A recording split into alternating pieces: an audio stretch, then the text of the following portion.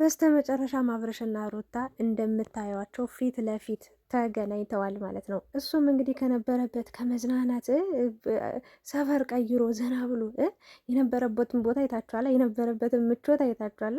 ዛሬ እንግዲህ ተገናኝተዋል።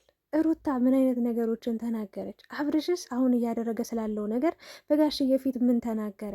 ምን አይነት ውሳኔ ላይ ደረሰ? ሩታና አብርሽ ከዚህ በኋላስ በምን አይነት መንገድ ነው ሊቀጥሉ የሚችሉት የሚለውን ነገር እንግዲህ ሀሳብ እንሰጥበታለን። በነገራችን ላይ ቀድሜ ሁሉንም ነገር ነግሬያቸዋለሁ።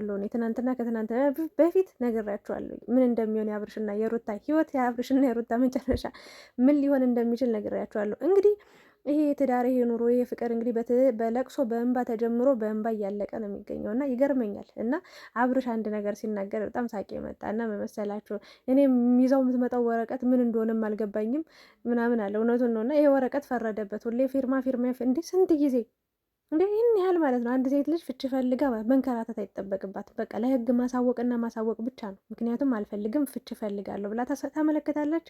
መጥሪያ ይደርሰዋል። በራሱ ጊዜ ሄዶ ማድረግ የሚገባውን ነገር ያደርጋል። ከዛ ውጭ እንዲህ አንዴ ቡታጅራ፣ አንዴ አዲስ አበባ፣ አንዴ ኩሪፍቱ ምናምን የሚያስወስድም የሚያስጎዝም ምናምን ነገርም የለም።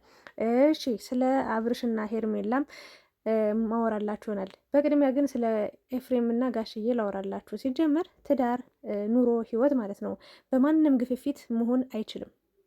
ሊሰምርም ሊስተካከልም ማለት አንዳንዴ ሁለት ጥንዶች ወይ ደግሞ አንድ ባለትዳር ሰዎች፣ አንድ በጣም የሚዋደዱ የሚፋቀሩ ሰዎች አለመግባባት ሲፈጠር ያው እግርና እግርም ይጋጫል። እንኳን ሁለት ሰው ሆኖ ማለት ነው። እና አንድ ቤት ውስጥ ሲኖሩ መጋጨት ሊመጣ ይችላል። እሱም ትክክል ነኝ ብሎ ስለሚያስብ እሷም ትክክል ነኝ ብላ ስለምታስብ በሰዓቱ አለመግባባት ሲፈጠር ሶስተኛ አራተኛው ወገን መግባቱ ግዴታ ሊሆን ይችላል።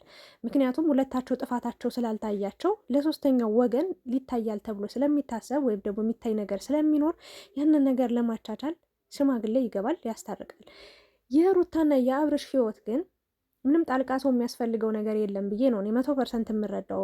ጋሽዬም በዚህ እኔ ግን ጋሽዬ ሲያወራ ማለት ነው ይቅርታ አድርጉልኝና በጣም የሚያዝናናኝ በቃ አክቱ እኔ ያስተካክሉ እኔ እንደዚህ ያደርጋለሁ ምናምን ሲል ጋሽዬ በጣም የሚያስቀኝ የሆነ እንቅስቃሴው የእጁ በቃ በሰውነቱ እንዲህ እየተንቀሳቀሰ ምናምን ሲያወራ ሳቄ ይመጣልና የኔ አባት በጣም ምስኪን ነው፣ የዋህ ነው፣ ልቡ ንጹህ ነው። የእውነት በቃ መካሪ አባት ነው። እኔ እንጃ አላቅም። አብርሽ በዚህ ልክ ምን ለወጠው ምን ቀየረው የሚለው ነገር ከባድ ነው። እንግዲህ ጋሽዬ በክብር በደንብ በስርዓት በወግ በማዕረግ በደንብ አድርጎ ኮትኩቶ ነበር ያሳደገው። አሁን ላይ ግን ልቅ ሆኗልና አባቱን መስማትም አልፈለገም እና እሱን ወደኋላ መጣላችኋለሁ እና ሩታ እየጀነጀኗት ነው። እንደዚህ በይ እንደዛ በይ። እንግዲህ ያጠፋውም ማን ያጥፋ ያው የሚታወቅ ሀቅ ነው። እንግዲህ ግን አብርሽ ነው የአብርሹ ጎልቶ ወጦ የሄደበትን ርቀት አይታችኋል አይደል እንዴ? ብዙ ርቀቶችን ተጉዟል። ብዙ ነገሮችን አድርጓል። ሌትም ቀንም ማታም በቃ ቪዲዮ እንደፈለገ እየፖሰተ ነው። ከተመልካች ጋር ከባድ እልህ ውስጥ ገብቷል። ከሩታ ጋር እጅግ በጣም በቃ ከባድ በቀልን እያካሄደባት ነው የሚገኘው እና ይሄ ለምን ሆነ? ከዚህ በኋላስ በምን አይነት መንገድ ነው የሚቀጥሉት የሚለውን ነገር እንግዲህ በደንብ ላውራላችሁ። ሲጀመር የሚሰራው የሚለቀቀው ነገርም ምንም ለተመልካችም የማይመጥን ለሩታም የማይመጥን ለአብርሽ የማይመጥን ምንም ከማንም ጋር ለማንም የማይመች ቪዲዮ ነው እየተሰራ እየተለቀቀ የሚገኘው ማለት ነው። ግን ጥሩ ነገር ሲሰራ ነው ወይስ መጥፎ ነገር እንዲህ ባህልን የሚያንቋሽሽ ዝሙትን የሚያስፋፋ የሚመክር በቃ ያልሆነ ነገር ሲሰራ ነው ወይስ ደግሞ አስቂኝ አዝናኝ ወይ ደግሞ ጥሩ ደስ የሚል የፍቅር ጣፋጭ የፍቅር ቪዲዮዎች ሲለቀቁ ነው እይታ ያላቸው ለሚለው እናንተ ጥያቄው መመለስ ትችላላችሁ። እኛ ግር ብለን የምንሄደው መጥፎ ነገር ከሚወራው መጥፎ ነገሮች ከሚፖሰቱት ላይ ነው እና አብርሽ በዚህ ልክ መሄዱ በዚህ ርቀት መጓዙ ምንም አይገርምም። በቃ የራሱ እውነት አለው፣ የራሱ አቋም አለው፣ በራሱ እየሄደ ነው። በቃ ሩታን ለምኛታለሁ፣ በቃ ብዙ ነገር ብያታለሁ። አሁን አልፈልግም ብላ ነበረ። አሁን ላይ ኩሪፍቱ እጄ ስዝናና ወጣ ስል ጥሩ ጊዜ ሳሳለፍ ራሴን ነጻ ሳረግ ፍሬ ስሆን ነው ወይ እንደዚህ የምትለው? ይዛ የምትመጣው ወረቀት ስለምን እንደሆነ የማውቀው ነገር የለም የማውቀው ታሪክም የለም ብሎ እንግዲህ ጋሽዬን እወድሃለሁ አከብራለሁ ግን ደግሞ በቃኝ አይነት ነገር ነው እያለ የሚገኘው። አሁን ያለበትን መንገድ አሁን ያለበት ህይወት እንግዲህ እንደተመቸው ነው እየተናገረ የሚገኘው እና አብርሽን መሳደብ አይጠበቅብንም። ይኸውላችሁ በህይወታችሁ ላይ ውሳኔ ወሳኝ ካልሆናችሁ እንዲህ ብላችሁ ነው የምትቀሩት። በቃ ልክ እንደ ሩታ ማለት ነው እና አሁንም መመኑኝ የምነግራችሁ ነገር እርግጠኛው ነገር አሁን ከሄርሜላ ጋር ሲያደርግ የነበረውን አይታችኋል አይደል? አብርሽ ብዙ ነገር ሆኗል። ሲያቅፋት ነበር፣ ሲስማት ስትስመው ነበር፣ ተቃቅፈው ሲተሻሹ ነበር፣ ብዙ ነገር ዋና ውስጥ የነበረውን ነገር ሁሉንም ነገር ታውቃላችሁ ምናምን ነገር እና ይህን እሷን ሄርሜላን በነካበት እጁ ሩታን መጦ እንደሚያቅፋት ነግሬያችሁ ነበር። ከሄርሜላ ጋር በተሳሳመው ከንፈሩ ሩታ መጦ እንደሚስማት ነግሬያችሁ ነበር።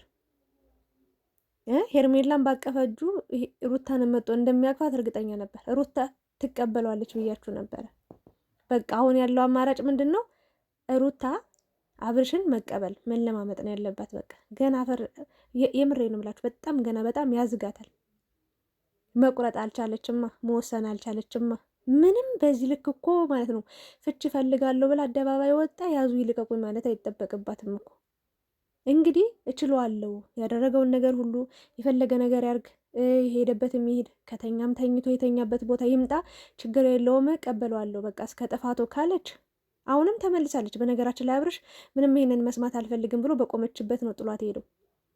መናገር ያለበትን ነገር ተናገረ። በቃ አሁን ያለበት ቦታ ሰላም ነው። ብዙ ጊዜ ለምኗት እንዳልተረዳችው ተናገረ። በቃ አሁን ላይ ሰላም ነኝ ነው ያለው። ሩታ ግን እስካሁንም እያለቀሰች ነው ያለችው። እስካሁንም እወቁልኝ እያለች ነው ያለችው። ማንም እስኪረዳሽ አትጠብቂ። አሳዝነሽኛል እንደ አንድ ሴት። በቃ አላቅም የእውነት ይሄ ህይወት አይገባሽም ነበረ። ቁንጅናሽ፣ ውበትሽ፣ ወጣትነትሽ፣ ሴትነትሽ በጣም ደስ ይል ነበረ። በቃ በጣም ፈጣን ነበርሽ። በጣም በቃ ሁሉን ታሪክ የቀየርሽ በቃ የሶሻል ሚዲያው መሪ ነበርሽ እና ግን ውበትሽንም በቃ አላደል እድሜሽንም ጊዜሽንም ሳትጠቀሚ እንዲሁ በቃ አባክነሹ በቃ ወጣትነትሽን እንደዚህ ሁነሽ ሳይሽ እኔ ታሳዝኘኛለሽ ሩታ። ግን አንቺ ያንቺ አሁን ልምከርሽ እኔ አብርሽን ማጣት የማትፈልጊ ከሆነ ፍቅር ካለብሽ የእውነት የምትወጁ የምታፈቅሪው ከሆነ አሁንም ያልወጣ ፍቅር ካለሽ ዋጋ ክፈይ። እልሽን ወደዛ ወርውረሽ ጣዩ። እንደዚህ በዛ በዚህ የሚኮተኩቱሽን እንደዚህ ነው እንደዛ ነው የሚሉሽን ሰዎች ታያቸው። ለአንድ አላማ ቁሚ። ምንድን ነው? አብርሽን ወደ እጅሽ ማስገባት፣ ትዳርሽን መሰብሰብ ላይ ከማንም ሴት ጋር እንዲህ እየተንዘላዘለ ግን ዝም የምትይ ከሆነ ከባድ ነው። ወይም ደግሞ አሁንም እልህ ውስጥ ነው ያለሽው፣ አልፈልግም እያልሽ ነው ያለሽው፣ ግን ደግሞ እየተቃጠልሽ ነው ያለሽው። ከሄርሜላ ጋር እያደረገ ባለው ነገር በጣም እንቅልፍ ነስቶሻል። በእርግጥ አብርሽም ደስተኛ ሆኖ እንዳይመስላችሁ። በነገራችን ላይ በእርግጥ ወንድ ልጅ ማለት ነው ጭቅጭቅ ጭንቀት አይወድም። በትዳር ውስጥ ማወቅ ያለባችሁ ሴቶች ማለት ነው እግዚአብሔርን ነው አይወድም። በቃ ወንድ ጭራሽ አይወድም። ሩታ ደግሞ በቃ ይሄ እንደዚህ በቃ ሁሌ ጭቅጭቅ አለ፣ ሁሌ ጭንቀት አለ፣ ሁሌ ጩኸት አለ። እንደዛ ሆኖ ትዳር የለም፣ መለማመጥ የለም። አሁን ሩታ ይኸውልሽ አሁንም እየተለማመጥኩት አብርሽን እየለመንኩት በሄደበት ሁሉ እየተከተልኩት እሄዳለሁ ካልሽ ቀጥይበት። ምንም አይሰማሽም። አሁን መስሚያው ጥጥ ነው። በጣም ብዙ ርቀቶች ተጉዞ ሄዷል። በቃ በጣም እያረፈድሽ ነው አንቺ። በቃ እያረፈድሽ ነው። በህይወትሽ ደግሞ እያረፈድሽ በሄድሽ ቁጥር ብዙ ዋጋ እያስከፈለሽ ነው የሚገኘው። አሁን ላይ ወይ ፍቺ ፈልጊ፣ የእውነትሽን ፍቺ ፈጽሚ፣ ወይ ደግሞ ወደ አብርሽ ሂጂ። በቃ ከሄርሜላ እጅ እንዴት ብለሽ እንደምታወጩ ባይታወቅም ግን ደግሞ የሆነ መላ ፈልገሽ የሆነ ዘዴ ፈልገሽ አብርሽ ወደ አንቺ እንዲመጣ አድርጊ። ግን ደግሞ ልቡ ሄዷል በሚያሳዝን ሁኔታ ማለት ነው። አብርሽ የለም በቃ ሌላ ቦታ፣ ሌላ ታሪክ ውስጥ፣ ሌላ ዓለም ውስጥ ገብቷል። ሊያወራት ራሱ ፈቃደኛ ፍላጎት የለውም። በቃ ለካ ፍቅርም ያልቃል እናንተ። የእውነቴን ነው የምላችሁ። ግን እኔ አንድ ምን የተረዳሁት ነገር አለ መሰላችሁ? ሴት ልጅ መቼም ቢሆን ሴት ልጅ ብቻ አይደለም በቃ ሰው በአጠቃላይ አንድን ሰው ለምነን ተለማምጠን ከኛ ጋር ማኖር ማቆየት እንደማንችል በቃ ሊኖር ይችላል እኮ ለሆነ ጊዜ ከሆነ ጊዜ በኋላ ጥሎን እንደሚሄድ እርግጠኛ ሆኛለሁ። በአብርሽ ታስታውሳላችሁ አይደለ? ሩታ ለምናው ከአብራው ፍቅሯን ከተቀበላት በኋላ እሱ ነበረ እባካችሁ ጸልዩልኝ፣ እች ልጅ ማጣት አልፈልግም እስከ መጨረሻው ብሎ ሲናገር የነበረው። ግን ይኸው ተለምኖ አገባት። ከዛ ደግሞ ተለምኖ ደግሞ እየኖረ ነው ያለው። ታዲያ ሩታ ይህ ልጅ ሻውን ይቅርታ ታድርግለት ነው የምትሉት? እንዲህ ሆኖ በቃ ስን ሌላ ታሪክ ውስጥ ገብቶ ይቅርታ ታድርግለት ነው የምትሉት? ልቡ ይመለሳል? ልቡ ሩታ ጋር ነው ያለው? አሁንም ፍቅሩ አለ አላለቀም? አንድ ላይ የሆኑ ብላችሁ ታስባላችሁ? ወይስ ደግሞ አብርሽ ልቡ ሸፍቶ ይሄዷል ሩታ ጋር? አሁን ላይ የቀረው ነገር ያለ አይመስልም። ሌላ ሴት ጋር ሄዷል። እሱም በሄደበት ይሄድ ይቀጥል፣ እሷም የራሷን ኑሮ ትኑር ትላላችሁ? የኔ ሀሳብ አብርሽ ብዙ ርቀቶችን ተጉዟል፣ ብዙ መንገዶችን ሄዷል። ወደ እሷ ለመመለስ ወይ ደግሞ እሷም ለሱን ለመመለስ አስቸጋሪ ነው የሚሆነው። ግን ደግሞ መቁረጥ ካልቻለች የመጨረሻ እድሏን ትሞክር። እንግዲህ ዝቅ ልትል ትችላለች፣ በጣም ሊያዝጋት ትናንት አይታችኋል።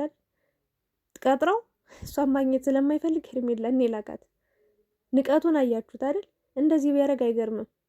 ምክንያቱም እየለመነችው ነው፣ እሷ እየተለማመጠችው ነው፣ እሷ እየወጣች በቃ ድክመቷን እያሳየችው ነው። ጥንካሬዋን ብታሳየው፣ ጀግንነቷን ብታሳየው፣ በራሷ እንዴት መቆም መወሰን መቻል እንደምትችል ብታሳየው አጠገቧ ራሱ አይደርስም። የምሬን ነው የምላችሁ። እና ሰውን ለምናችሁ በግድ እኔ ጋር ኑር ማለት ምንም ትርጉምም የለውም፣ ቢኖርም ጥቅም የለውም። ባዶ በድኑ ምን ያደርግላታል? ልቡ ሌላ ቦታ ከሆነ ስራው ሌላ ቦታ ከሆነ በጣም አስቸጋሪ ነው። ብቻ ግን አሁን ሩታም ፍቺውን ልትተው አብረው መሆናቸው አይቀርም። ባጭሩ ልንገራችሁ፣ እኔ አብርሽና ሩታ ያማለ ይማለ ነግራችኋለሁ። ከዚህ በፊትም ነግራችኋለሁ፣ ዛሬም ነግራችኋለሁ፣ ነገም ነግራችኋለሁ። አብርሽና ሩታ ዞሮ እንደሚገናኙ 100% እርግጠኛ ነኝ። ግን እስከነሱ ህይወት ተመልካችስ ምንድነው የሚማረው? ምንድነው የሚያተርፈው ነገር የሚለው ነገር በጣም አሳሳቢ ነው። ሩታ ወደሽ ከገባሽ ቢረግጦሽ አይክፋሽ ነው ልላት የምችለው። ታሳዝኝኛለሽ፣ ህይወትሽ ሙሉ በቃ በእንባ ስትጨርሽው፣ አንድ ቀን ስቀሽ 10 ቀን ስታለቅሽ እንደማየት የሚያሳዝን ነገር የለም። የሴት ልጅ እንባ ያመኛል። በተለይ ደግሞ ይሳካልኛል፣ ይሰምርልኛል፣ ጥሩ ህይወት ጥሩ ኑሮ ይኖረኛል ብላ አስባ ገብታበት መንገድ ላይ ስትቀር ወይ ደግሞ ያሰበችው ሌላ የሆነባት ሌላ ሲሆን በጣም የሚያስጨንቅ ነገር አለው።